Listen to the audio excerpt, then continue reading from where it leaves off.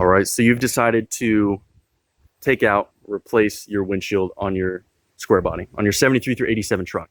Now, some things you're definitely going to need to know to not end up like me and spend too much time, money, effort, frustration trying to get it done. So I'm just wanting to throw this out there because there's some things I didn't know. I'm going to try to show y'all. So first up, order new stuff. If you can't afford it, you can, because it's like 30 bucks for weather stripping. Get Precision. I would say it's good. Comes with everything you need. As far as the windshield goes, LMC truck, 120 bucks, probably 200 shipped. I don't know. I just got this out of a parts truck, so it's free. So yeah, get new stuff. And the reason you get new stuff is windshields, if they're starting to crack, they're going to crack even more trying to get it out or back in, I would say. And again, this video is just all my opinion and things that I learned trying to teach you. So take everything with a grain of salt. Your experience might be different, but for me, this is what I've experienced. Get a new windshield if yours is cracked. New weather stripping, because number one, you want a good seal. Don't want to have to do it again anytime soon. Number two, if you're trying to reuse your windshield, or even if you're not trying to get glass shards in your hand and in your cab and wherever, just cut the old weather stripping out, just right along here, and then that will make it so much easier to just pull that windshield out. I tried to get one out without doing that, and it just splintered, and I ended up cutting myself and everything. So cut it out, get new stuff. Number two, I would say get the right tools.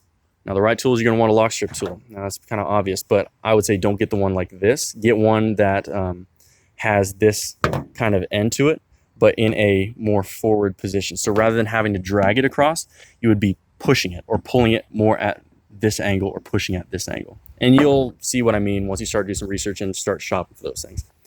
Like 10 to 15 bucks, get the good one. Don't skimp. You won't regret it. Even if you only use it once, it'll make your life a lot easier. These kind of tools you don't really need as long as you have the ball end tool. Kind of looks like this if this had a bend in it and then had a ball, there's a small ball to get into places. If you have that, you might not need these. I would buy these anyway, Harbor Freight, a few bucks. Definitely gonna need this, some glass cleaner. This is the like foam up stuff or whatever from AutoZone. A few bucks, not too bad at all. Probably get two because you don't want to run out halfway or whatever and have to pause, go somewhere, because then your weather stripping falls off. Just it's a headache.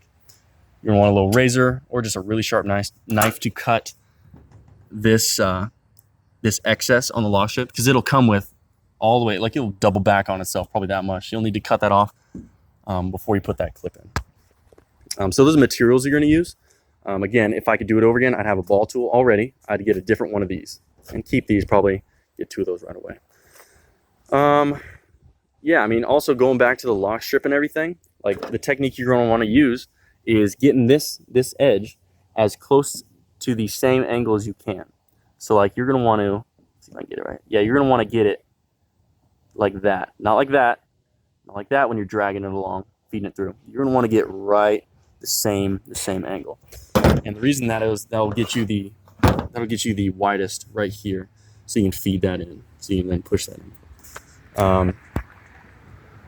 Also, do not get, this is just me, do not get the one that doesn't require a lock strip in terms of the weather stripping. I did the first time, it took me 2 hours to feed it from here to here, 10-inch section, it took me 2 hours.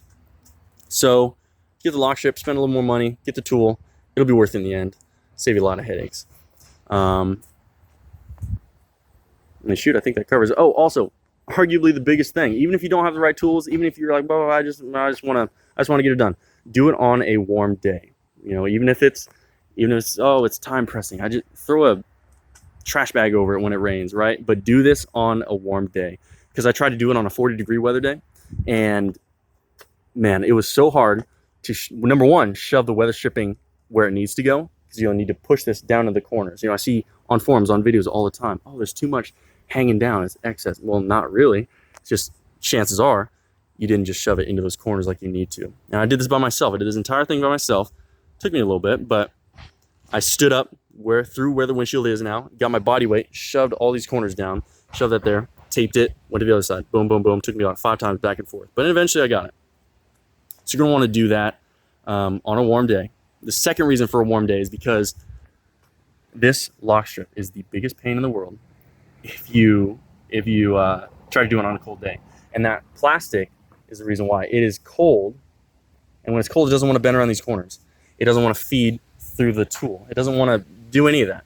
But if you do it on a warm day, it softens up so much. And case in point, I tried to do this 3 days ago on a 40-degree day, like I said, and it took me 3 hours, and I didn't even get the lock strip all the way in. I had to rip it out, do it over again. I did it today on an 80-degree day, and it took me 20 minutes. So 3 hours not getting it in versus 20 minutes getting it all the way in first try. That's the difference it's going to make doing it on a warm day. That's arguably the biggest piece of advice that I could give you that I didn't see anywhere online doing my research for this. Again, I would say do it right the first time. So get some sealant up in here. Before you put the lock strip in, you can still peel this back a little bit. And the sealant I used, let's see here, was this guy. It's adhesive sealant, clear RTV silicone. Might not be the good stuff that you would want to use. I don't know, but it just seemed right. And I was like, yeah, it's worth it. Yeah, do that. And I just did it all the way across the top and down to about here. Just while you got it, might as well do it right. I don't want this thing leaking because I don't want to do this again anytime soon. So let me know if this helps you. I think I went over everything I need to. This clip, there'll be some places where they say, oh, just push it in over both of them once you get all these in, because there'll be a gap right here. Just, oh, push it in just with your thumb and it'll clip right in. No, it will not. At least mine didn't. Mine bent right in the middle, and I had to reshape it and then slide it in one side while this is kind of peeled out, slid it in, and then slid this end in, and then gradually worked it all back in. Yeah, I mean, I think that's everything I learned. If I have any other advice, I'll let you know in the comments. But let me know what you think. If there's things that you're like, what? Nah, you don't need to do that, or you do need to do this. Anything I forgot, let me know. But that is just my take on it. I hope it helps you a little bit.